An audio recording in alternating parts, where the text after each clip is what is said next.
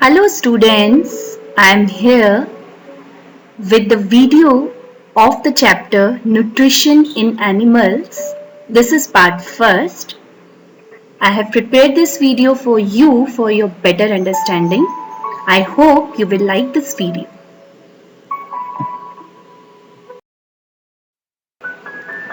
The contents covered in this video are nutrients in our food, nutrition and process of nutrition, different ways of taking food in different organisms, human digestive system, buccal cavity and its parts, types of teeth.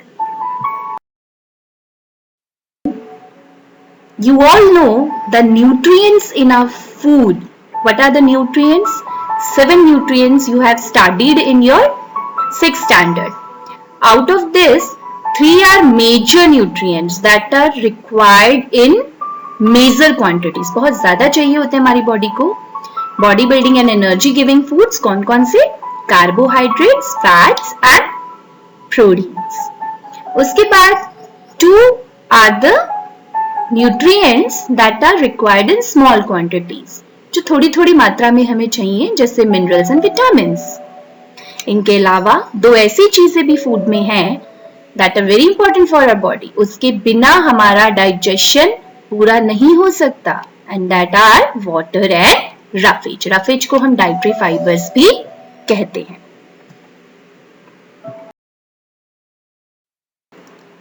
Now what is nutrition? Nutrition क्या है? Nutrients तो आपको पता लग गए, कुछ components होते हैं फूड में जो हमारी बॉडी को चाहिए होते हैं ग्रो करने के लिए, एनर्जी के लिए, रिपेयरिंग के लिए. ओके, नाउ न्यूट्रिशन क्या होता है? ये वो तरीका है या वो आप कह लो वे है by which we get those nutrients. उस तरीके से हम अपनी बॉडी में उन न्यूट्रिएंट्स को लेते हैं.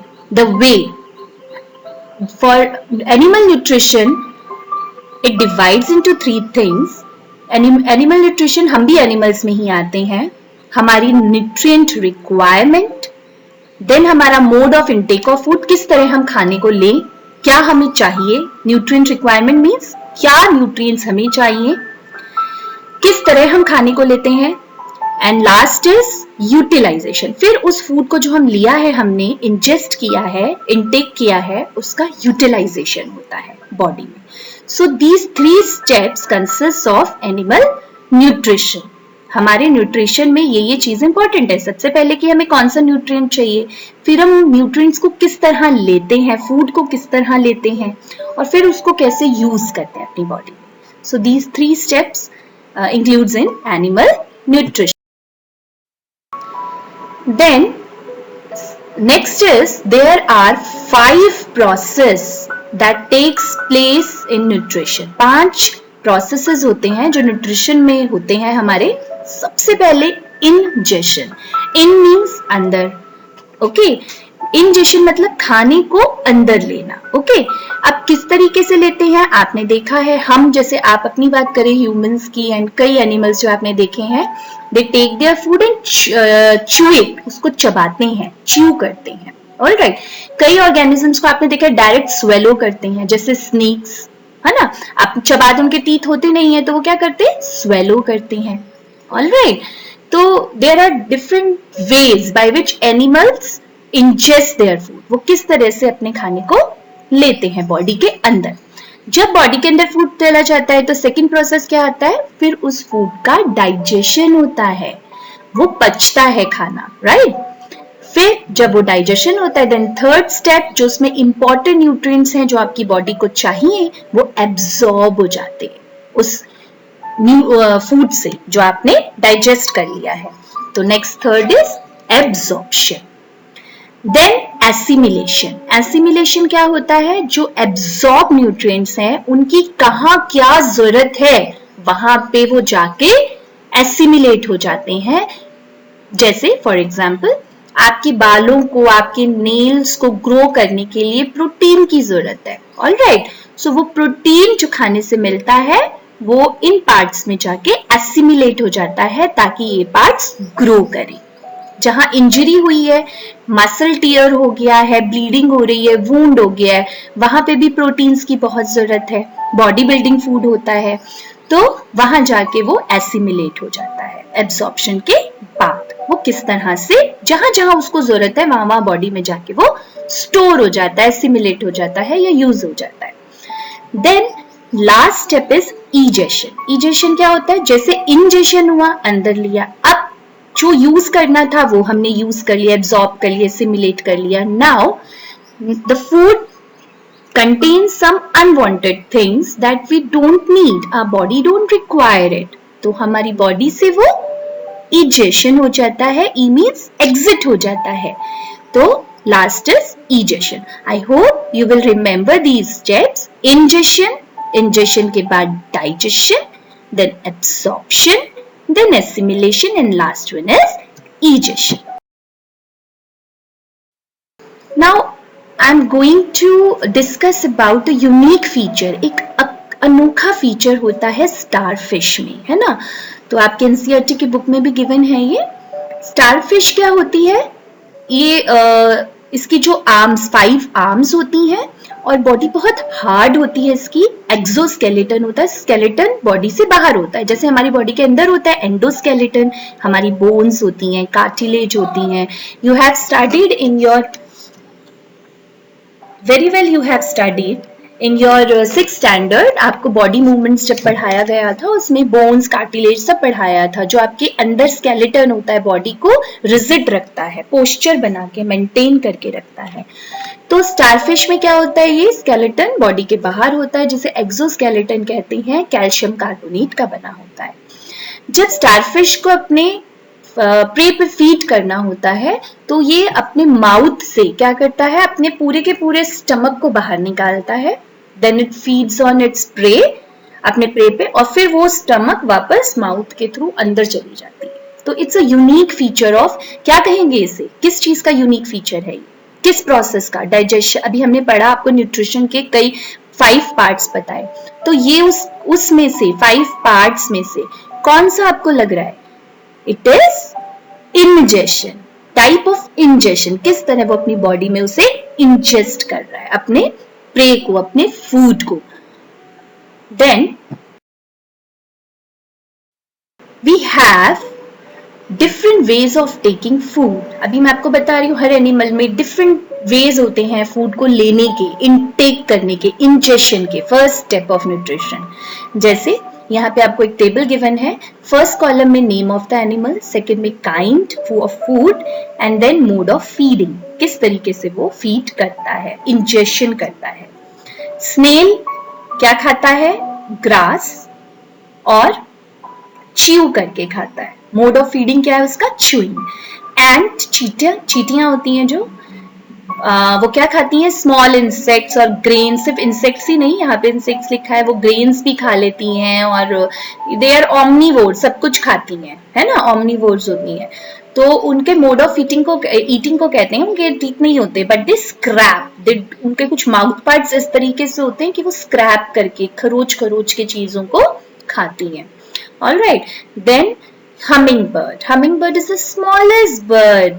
ओके, बहुत छोटी बर्ड होती है और ये फ्लावर्स का नेक्टर पर सर्वाइव करती है। तो काइंड ऑफ फूड क्या हुआ इसका? नेक्टर, फूलों का रस। और क्या करती है? अपनी लंबी चोंच से उसको सक करती है। Then you have eagle you all know, flesh खाती है, कार्निवोर होती है। यहाँ स्वेलोइंग लिखा है, लेकिन ईगल का जो मेन मोड ऑफ फीडिंग है वो कैप्चर करती है, देन टीयर करती है फ्लैश को अपनी स्ट्रॉन्ग बीक से, देन उसको वो स्वेलो करती है। देन लाइस जूं होती है जो सरों में पाई जाती है या जानवरों की बॉडी पे भी पाई जाती है, बालों में होती है। तो ये क्या करती है? उसका फूड क्या है? ब्लड, यू ऑल नो, खून पीती है। और कैसे करती है? सक करके। ओके, बटरफ्लाई भी नेक्टर नेक्टर फूलों के रस पे करती है, और वो भी सकिंग करके। बटरफ्लाई का आपने देखा होगा माउथ पे एक वो स्प्रिंग लाइक थिंग होती है, गोल गोल गोल, आपने डायग्राम्स में देखी होगी, and that is known as siphon. उसको साइफन बोला जाता है। तो वो साइफन को जैसे बाजा बजाने वाली पीपनी होती है, उसको फूंक मारो तो वो लंबी हो जाती है, और छोड़ो तो वो वापस लपेट आ जाती है वापस। तो इसी टाइप का कुछ बटरफ्लाई के माउथ में होता है, उसको साइफन कहा जाता है। तो इसका जो मोड ऑफ फीडिंग है वो सकिंग के साथ साथ साइफनिंग भी होता है, साइफन करना, siphoning. This term you will get in your NCERT book. Siphoning भी आपको मिलेगी पेज 1 में ऑफ दिस चैप्टर नंबर 2 में। Then housefly. Housefly आपने देखा ही होगा, जो खराब खाना है, सड़ा हुआ खाना है, गंदगी है, उसके ऊपर बैठती है ना, decaying matter. Okay, and housefly is the major problem of food borne disease जो हो जाती है, उससे हाउस फ्लाई मेन कारण होता है उसका, गंदगी की वजह से काफी बीमारियां होती हैं। और इसका जो मोड ऑफ फीडिंग है वो ब्रूइंग कह लो आप, या फिर उसके जो माउथ पार्ट्स होते हैं ना, उसमें स्पॉन्ज टाइप का होता है। कभी आपने मक्खी को देखा होगा बैठे हुए, तो वो उसका एक आगे माउथ पार्ट स्पॉन्ज टाइप का होता है, उससे वो स्पंज जैसे स्पंज सोखता है ना चीजों को, इस तरीके से वो उसको सक कर लेती है, सोख लेती है, तो उसको स्पॉन्जिंग भी कह सकते हैं।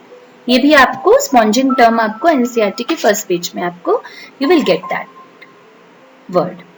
Now, come to our next slide, and now we will discuss about digestion. Digestion क्या है? Next step. Ingestion हमने देख लिया, किस किस तरीके से animals ingest करते हैं, take करते हैं, intake करते हैं अपने food का. Then the next is digestion. ले तो लिया खाना, अब उसे digest भी तो करना है, लेकिन digestion क्यों करना है? होता क्या है digestion? एक्चुअली डाइजेशन होता है जो हमारा कॉम्प्लेक्स फूड है, बहुत मुश्किल जटिल जो चीज है हमारे पास, फूड है, ठीक है, उसको तोड़ना, सिंपल सब्सटेंस में ब्रेक करना, उसमें से जो सिंपल सब्सटेंसेस हैं, शुगर्स हैं, कार्बोहाइड्रेट्स जिन्हें कहते हैं, फैट, प्रोटीन्स को अलग करना, जो उसके अंदर छुपी हुई चीजें हैं। तो फूड जो एक कॉम्प्लेक्स थिंग है, उसको सिंपल थिंग्स में कन्वर्ट करना, ताकि क्या हो, फिर उसमें से क्या निकलती है? एनर्जी। उसमें से जो एनर्जी निकलती है, फिर वो हम गेन कर सके अपने डेली एक्टिविटीज को करने के लिए। क्योंकि खाना हम किस लिए खाते हैं? टेस्ट के लिए थोड़ी ना खाते हैं, खाना हम एनर्जी के लिए भी खाते हैं। यू ऑल नो दिस, ठीक है। तो डाइजेशन क्या है? लार्ज मॉलिक्यूल्स का ब्रेकडाउन होता है small molecules, then small molecules release करते हैं, निकालते हैं energy, and this energy we take this energy and do our daily work, running, singing and sleeping. Sleeping के लिए भी एनर्जी चाहिए, और आपके पढ़ने के लिए आपको एनर्जी चाहिए, खेलने के लिए एनर्जी चाहिए, एवरीथिंग यू नीड एनर्जी। और एनर्जी के लिए आपको क्या चाहिए? फूड और न्यूट्रिशन चाहिए। न्यूट्रिशन का कौन सा स्टेप है? ये second step, that is digestion, जिसमें एनर्जी प्रोड्यूस होती है। Now we have human digestive system. आपको डायग्राम दिख रहा है, आपके बॉडी में हम अपनी बात करते हैं, ह्यूमंस की बात करते हैं, हमारी बॉडी में डाइजेस्टिव सिस्टम कैसा होता है? यू ऑल नो, माउथ होता है, माउथ के बाद फूड पाइप होता है ना, जैसे खाना नीचे जाता है, उसके बाद पेट में जाता है, जिसे स्टमक कहते हैं। स्टमक के बाद वो खाना इंटेस्टाइन्स में जाता है, आंतों में जाता है। और इंटेस्टाइन भी दो तरीके के होते हैं बच्चों, small and large intestine. Okay, तो और फिर उसके बाद जो अनवांटेड खाना है, जो अनडाइजेस्टेड है, जो डाइजेस्ट नहीं हो पाया है, या जो बॉडी को नहीं चाहिए, वो हमारे बॉडी से बाहर निकल जाता है in the form of faeces. Faeces की फॉर्म में वो बाहर निकल जाता है, वेस्ट मटेरियल की फॉर्म में बॉडी उसको बाहर निकाल देती है। ओके, तो ये जो पूरा पाइप सिस्टम है बॉडी का, माउथ से लेकर फूड पाइप से, स्टमक से, इंटेस्टाइन से लेकर ये पूरा पाइप सिस्टम, इसको एलिमेंट्री कैनाल कहते हैं। क्या कहते हैं बच्चों? Alimentary canal. तो क्या क्या है एलिमेंट्री कैनाल में? आपका माउथ, जिसको हम बक्कल कैविटी भी कहते हैं, बक्कल कैविटी, ओरल कैविटी या बक्कल कैविटी। उसके बाद ईसोफेगस आता है आपका food pipe, then you have stomach, पेट है, इंटेस्टाइन में पहले आएगी small, then large, then rectum, rectum actually large intestine का ही एक पार्ट है। और रेक्टम में आपका फीसिस स्टोर होता है। जब आपको प्रेशर फील होता है कि अब आपको जाना है, तो आपको वेस्ट मटेरियल बॉडी से निकालना है, तो वो रेक्टम में स्टोर होता है और एनएस के थ्रू वो आपकी बॉडी से बाहर निकल जाता है। इसके साथ साथ आपकी बॉडी में इस एलिमेंट्री कैनाल के साथ साथ कुछ ग्लैंड्स भी होते हैं। ग्लैंड्स क्या होते हैं? जो सिक्रीट करते हैं एंजाइम्स को। एंजाइम्स क्या होते हैं? एंजाइम्स होता है जो बॉडी की रिएक्शंस, जो अब ये डाइजेशन हो रहा है, ठीक है ना, उसको स्पीड अप कर देते हैं, प्रॉपर करते हैं, स्पीडली करते हैं उनको, ठीक है, कि स्पीड बढ़ा देते हैं, अच्छे से करते हैं उनको। तो वो कहाँ पे पैदा होते हैं? वो एंजाइम्स कहाँ बनते हैं, कहाँ प्रोड्यूस होते हैं? ग्लैंड्स में, ठीक है। और बॉडी का सबसे लार्जेस्ट ग्लैंड होता है लिवर, हमारा लिवर, ठीक है। तो लिवर आप देख रहे हैं यहाँ पे स्टमक के साइड में रेड रेड कलर का है, डार्क रेड ब्राउन कलर का, वो लिवर है। लिवर में भी हम एक ग्लैंड है, सबसे बड़ा ग्लैंड है बॉडी का, largest gland of a body. इसमें से एंजाइम आपके बाइल जूस निकलता है, एक्चुअली बाइल जूस और बाइल सॉल्ट, राइट, जो हमारे फीसिस को येलो कलर देता है, राइट। येलो कलरेशन जो होता है वो बाइल की वजह से होता है, जो लिवर में बनता है। तो ये जो बाइल लिवर से बनता है, ये आगे आप देख रहे हैं गॉल ब्लैडर, छोटा सा गॉल ब्लैडर है, ये ग्रीन ग्रीन कलर का लटकता हुआ नजर आ रहा है। इसमें ये जो बाइल लिवर से बनता है वो गॉल ब्लैडर में जाके स्टोर हो जाता है और फिर वहां से कहा जाता है? स्टमक के बाद ये आपको दिख रहा है जिसमें ड्यूडेनम लिखा है, DUODENUM, ये स्मॉल इंटेस्टाइन का एक हिस्सा है, ड्यूडेनम फर्स्ट पार्ट है स्मॉल इंटेस्टाइन का। तो इस ड्यूडेनम में लिवर जो बाइल जूस बनाता है, जो गॉल ब्लैडर में जाके स्टोर होता है, वो बाइल जूस इंटेस्टाइन के फर्स्ट पार्ट ड्यूडेनम में आता है। साथ ही तीसरा ग्लैंड है पेंक्रियाज। पेंक्रियाज, पेंक्रिया जो होते हैं आपने सुना होगा, शुगर हो जाता है कईयों को, डायबिटीज हो जाती है, तो इंसुलिन के इंजेक्शन लगते हैं। ये इंसुलिन क्या होता है? एक तरीके का हार्मोन है, ठीक है। कहाँ बनता है? ये पेंक्रियाज में बनता है, ठीक है। तो ये पेंक्रियाज भी अपना एंजाइम्स, इतने इसमें एंजाइम्स होते हैं डाइजेशन के लिए, वो यहाँ से छोड़ता है ड्यूडेनम में। लिवर, गॉल ब्लैडर भी यहीं छोड़ते हैं बाइल जूस को, और पेंक्रिया भी अपने जो उसके एंजाइम्स हैं वो भी ड्यूडेनम में, मतलब स्मॉल इंटेस्टाइन के फर्स्ट पार्ट जो होता है उसमें छोड़ते हैं। और यहाँ पे फिर फूड का कंप्लीट डाइजेशन होता है, राइट। फिर उसके बाद जो अनडाइजेस्टेड फूड है वो कहाँ निकल जाता है? हमारे लार्ज इंटेस्टाइन से होता हुआ रेक्टम में स्टोर होता है, जो उसका लास्ट पार्ट है लार्ज इंटेस्टाइन का। दो पार्ट्स कौन से हैं इसके? आपको दिख रहे होंगे, सीकम और कोलोन, ग्रीन से बने हुए हैं ये, सीकम और कोलोन, और रेक्टम में जाके स्टोर होता है और एनएस के थ्रू निकल जाता है। सो एलिमेंट्री कैनाल के साथ साथ ये जो ग्लैंड्स हैं, ये सारे हमारे डाइजेस्टिव सिस्टम को बनाते हैं। इनके अलावा लीवर्स और पेंक्रियास के अलावा हमारे माउथ में भी ग्लैंड्स होते हैं, जिनको सेलाइवरी ग्लैंड्स कहते हैं, जो सेलाइवा बनाते हैं। Okay, now buccal cavity. Buccal cavity is our mouth. हमारे माउथ में मैंने आपको बताया क्या क्या होता है, ये नीचे रेड से मार्क्ड है। वन लिप्स, बाहर उसकी आउटर कवरिंग लिप्स होती है, उसके अंदर टीथ होते हैं आपके, टीथ भी कई तरह के हैं, मैं आगे समझाऊंगी आपको। देन टंग, आपकी जीभ होती है, और आपके सेलाइवरी ग्लैंड्स होते हैं। तीन टाइप के आपके मुंह में ग्लैंड्स होते हैं जो सेलाइवा प्रोड्यूस करते हैं, सेलाइवा बनाते हैं। ओके, तो मुंह के अंदर क्या क्या होता है, बकल कैविटी मतलब माउथ के अंदर क्या क्या होता है? सबसे पहले तो जो खाना लिया जाता है उसको टीथ से च्यू किया जाता है ताकि वो छोटे छोटे टुकड़ों में डिवाइड हो जाए। उसके बाद उसमें सेलाइवा मिक्स करता है टंग। टंग का क्या काम है? खाने के साथ सेलाइवा को मिक्स करना ताकि वो अच्छे से घुल जाए और आराम से स्वेलो किया जाए, निगला जा सके, और डाइजेशन में मदद होती है। देन सेलाइवरी ग्लैंड्स आपको बताया, सेलाइवा होता है, सेलाइवा बनता है इनसे। आप टंग में आइए, आपका यहाँ पे आपको दिख रहा होगा टंग की ये पिक्चर है, इसमें कुछ रीजन्स आपको ब्लू कलर, कुछ येलो, कुछ ग्रीन, कुछ रेड कलर दिख रहा है। तो ये एक्चुअली टेस्ट बड्स हैं। हमारे जीभ में टेस्ट के बड्स होते हैं जो टेस्ट को पहचानते हैं, आइडेंटिफाई करते हैं।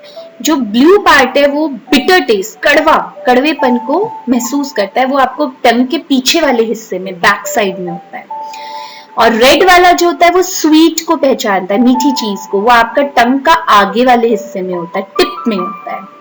आपके सोर मतलब येलो कलर का जो खट्टापन है वो आपके साइड्स में फील होता है। और सॉल्टीनेस जो नमक वाला है वो भी आपका, और उसके ज्यादा जो बिल्कुल किनारे होते हैं, मार्जिन्स होती हैं टंग की, वहां पे फील होता है। Now we have types of teeth. कितनी तरह के हमारे मुंह में दांत, मैंने आपको बताया था, मैं आपको बताऊंगी कि टीथ कितने टाइप के होते हैं। तो basically we have 4 types of teeth. Okay, कौन कौन से होते हैं? इंसीजर्स। इंसीजर्स कौन से होते हैं बच्चों? आगे वाले दांत होते हैं जो बाइट करने। आप कभी एप्पल खाते हो तो कैसे खाते हो? आगे के 4, जो ऊपर के 2 और नीचे के 2 दांत हैं, 4 दांत है, इनसे कट करते हो, है ना, उससे बाइट करते हो, बाइटिंग टीथ होते हैं इंसीजर, सिजर की तरह, ठीक है, कट करने के लिए, बाइट और कट करने। किसी को काटते हैं छोटे बच्चे तो कैसे काटते हैं? आगे वाले टीथ से काटते हैं। तो जो आगे वाले टीथ होते हैं इनको इंसीजर्स कहते हैं, कटिंग और बाइटिंग के लिए। सीजर से आप इन्हें याद रख सकते हैं, इंसीजर्स, जैसे सीजर कट करने के लिए यूज की जाती है। उसी तरीके से उनके जस्ट पीछे होते हैं कैनाइन्स। ओके, यहाँ पे मार्क भी है कैनाइन्स, 2 टीथ के आगे के, फ्रंट के 2 टीथ के साइड में एक लेफ्ट एक राइट में, ऊपर नीचे भी एक लेफ्ट एक राइट। तो ये भी 4 हो गए, ऊपर 2 नीचे 2 कैनाइन्स। ओके, ये किस लिए होते हैं? या आपने देखा होगा जो कार्निवोरस एनिमल्स होते हैं उनमें बहुत ज्यादा शार्प होते हैं, तीखे होते हैं। डॉग के मुंह में, है ना, कार्निवोर्स, कैट्स के मुंह में, मंकी में भी आपने कभी कभी देखा होगा, वो उसके दांतों के यहाँ, शेर, टाइगर, लायन, इनके जो साइड वाले टीथ होते हैं वो शार्प होते हैं, लंबे और शार्प। किस लिए होते हैं एक्चुअली? ये गाड़ने, पियर्स करने के लिए, टीयर, ताकि जो फ्लैश है उसको टीयर किया जा सके इजीली। तो ये टीयरिंग के लिए होते हैं ना। ऐसे साइड में से आपने देखा है ना, टीयर करके खाते हैं, ऐसे फाड़ के खाते हैं वो कार्निवोरस एनिमल्स। तो कैनाइन्स उनके यूज होते हैं, कैनाइन्स बोला जाता है। उसके बाद आपके जबड़े जो होते हैं उनमें आते हैं मोलर्स, प्री मोलर्स और मोलर्स। पीछे के जो मोटे दांत होते हैं प्री मोलर्स होते हैं, और उससे पीछे मोलर्स। इनका क्या काम है? च्यू करना, चबाना और ग्राइंड करना, खाने को अच्छे से ग्राइंड कर देना, ठीक है। आपने देखा होगा जो हार्ड चीज होती है उसको चबाने के लिए आप पीछे अपने जबड़ों में उसको ले जाते हैं, मोलर्स और प्री मोलर्स जिन्हें कहा जाता है। Thank you students, I hope you have learn the topic well. आपको अच्छा समझ आया होगा, और अगर आया होगा then like this video and subscribe. Thank you so much.